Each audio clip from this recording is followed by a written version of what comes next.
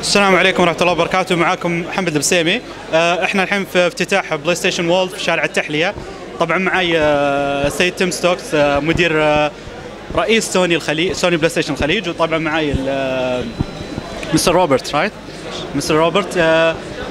روبرت طبعا جاي من سوني كومبيوتر انترتينمنت يوروب، هو نائب الرئيس للمبيعات من سوني الأوروبية. طبعا راح نسألهم الحين عن افتتاح البلايستيشن وولد. Such a big event. We did not expect Sony to have a PlayStation only store here in Saudi Arabia. What do you think of this move? Do you think it will be a success? Did you have a similar experience another in the world? No, till so far not in Western Europe or some of the other markets that we cover from our central office, like Australia and New Zealand. So this is a first. So we're really enthusiastic and happy about this because PlayStation is all about communities. And I think this gives us a chance to be very close to the community of PlayStation and the people that are involved with our products. And build a relationship with them further with new releases and a place where they can basically get their hands on the product and get involved and feel what it is like. So, okay, is this? Can we say that this is a test for the market? Are we going to see more PlayStation World if this one succeeded? Well, this is of course done by our great local partner here on their own initiative. So ultimately it's their decision to expand this or not. But for me this is so positive that I'll definitely take it with me back home, if I can say it like that, and show this idea to the other territories and explain what kind of great benefits there are of doing something like this.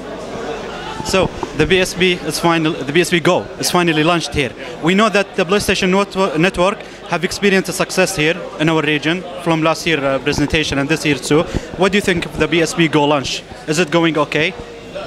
Yeah, we're very happy so far. I mean, I think the big thing is we've also brought in the PlayStation Network cards because I think people in this part of the world had some resistance to spending money online and credit cards. So the PlayStation Network cards give a great opportunity, a safe way to put money on the network account and then download content for PSP Go, because PSP Go you have to buy the content from the PlayStation Network. There's no UMD drive, so it's a great way to have lots of content in one place on the PSP Go. We heard that the PSP Go price is going down. Is this true? Is this happening here? No, I mean there's no plans to drop the price at the moment. We had a launch offer, which was you could get a free copy of Gran Turismo on the PSP for a limited period. It's possible, we'll do sort of further incentives along these lines, but no price drop. Okay. What about the PlayStation 3 Slim?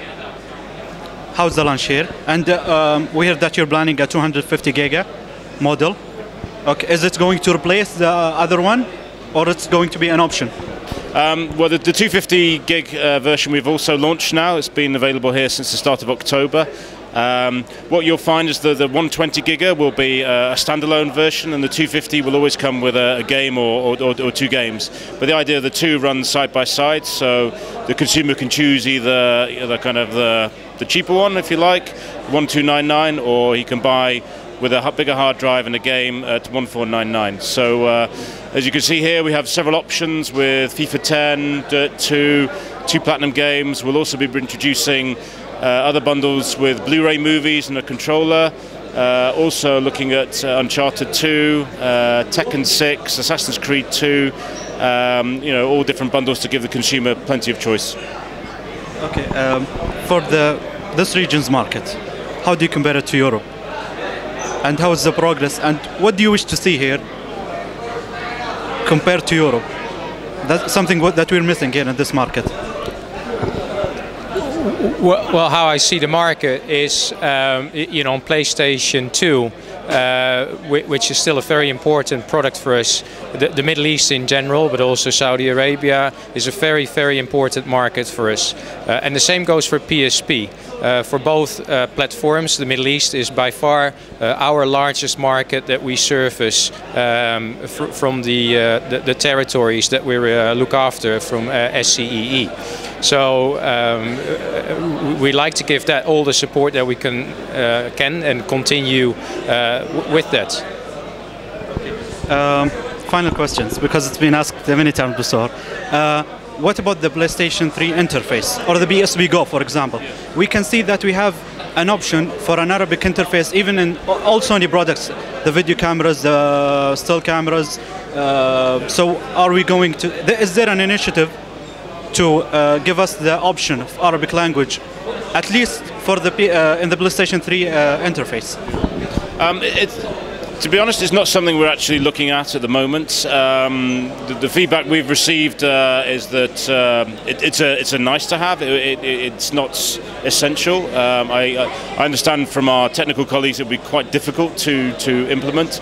But saying that, we are looking at various options for localization. Whether it's kind of in-game, like using characters like Mohammed bin Sulayem in Dirt 2, or maybe taking games like SingStar or Buzz and maybe some Arabic content, or maybe some of the soccer games.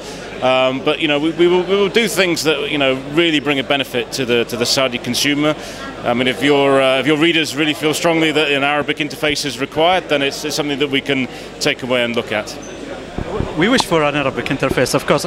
Also, any localization steps we've been looking forward to, and we are ready to support also, because we've seen some efforts. But still, we can do better. For example, FIFA is one of the most anticipated game here, and it's one of the most popular game also. But we still can see even some Arabic teams like Iraq or Egypt. One of them is the champion of Asia, and one of them is the champion of Africa. But still, they're missing from FIFA. Yeah, and I don't know. Maybe we can see more. That's what I mean. No, I mean, it's. FIFA, as you know, is published by EA. I mean, it's certainly feedback we can take back, I'm very keen to see more localized content here. So whether it's more local teams or players or stadiums, or possibly even having like Arabic commentary, perhaps, I think it can only enhance the experience. Okay, about the Sony Gamers Day event. Yes. Yeah. What do you think of this event? Do you think it's something that we need to do here? Are we going to see something bigger next time? I think it's a fantastic initiative, again, because the reason is that it focuses on the consumer. And in the end, it's the consumer that will decide to engage and play with PlayStation or not. So to create an event where we can have a dialogue and an interaction with consumers directly, I think is very, very important. It also allows us to get feedback from consumers firsthand. So, what they think positively, negatively, what we can improve, and what they really like. So we can take that feedback, with us and develop better products for them later on. So I definitely hope that it's an event that will continue in the future. Thank you very much. We're happy to have you again on True Gaming, and we're looking forward to your products and more exciting events like this in the future. Thank you very much. Thank you. Thank you. Thanks, Mohammed. Thank you.